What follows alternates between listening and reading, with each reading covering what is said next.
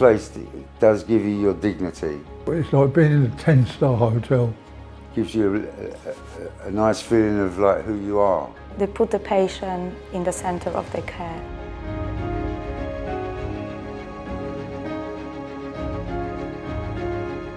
It's like a safe sanctuary when you've been through so much, but finally you get to a place where they just unburden you and you can relax and let everything just flow. So that's what we do. Our job is to do whatever we can really to ensure people continue living well and maintain their dignity and honour their wishes. So Mark got diagnosed with stage 4 prostate cancer. Just after our wedding, actually, about August last year, when he started developing more physical signs, we contacted hospice via the GP, and we started to receiving an outpatient care that really helped us with caring physically for him. People do choose to die at home because it's where they've lived their life. It might be where they brought up their children or the house they've lived in for the past 20 years or the bed that they've slept in, and people want to have those comforts and maintain independence and keep their dignity at home. Everybody deserves to feel safe, no matter what their situation is.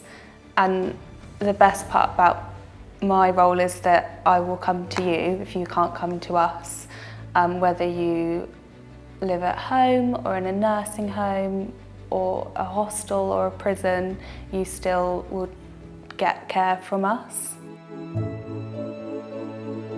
I particularly remember a patient that we looked after. He had 2 young children, they were toddlers, and he came to the inpatient unit for terminal care. It was his daughter's 3rd birthday and they're having a tea party. He was like, it's impossible for me to get to that tea party. The team arranged an ambulance, somebody went with him, and he attended the 3rd birthday party. And I remember when he came back, he was exhausted, but he said he got to sing happy birthday to his daughter with all of his family there, and he never thought that that was gonna happen. So yeah, that was a really important moment to him.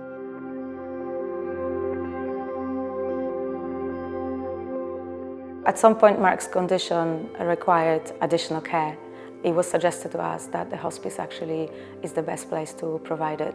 Looking back at it now, I can see how much it was probably the best decision then, because we were able to provide. I was able to look after him in a different capacity, not just as a nurse, but also as his wife. That first night turned into 8 weeks, and I've never left. I actually moved in here, I lived here with him.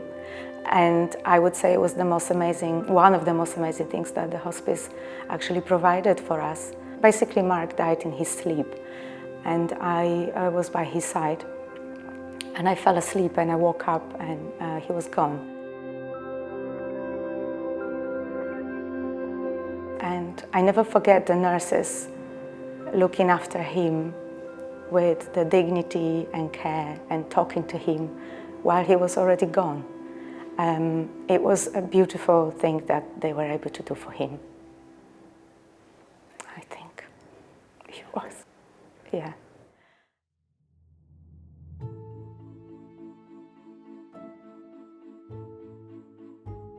Every person matters. I matter, you matter, everybody in this room matters. Everybody in this world matters. We should always treat people the same way we would want to be treated. You have to understand that you never know when you'll be in a position where you'll need Trinity yourself or your loved ones. The nurses here are absolutely fantastic. You give them a call on that buzzer, they're there in a couple of seconds.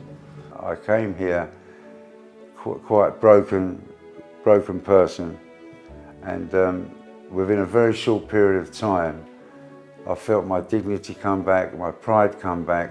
To keep this place how it is, and the standard of this place is so very, very high, I would ask you to contribute, if you can, to Trinity, because it's for a great cause, a very good cause. Every person matters. Every person matters.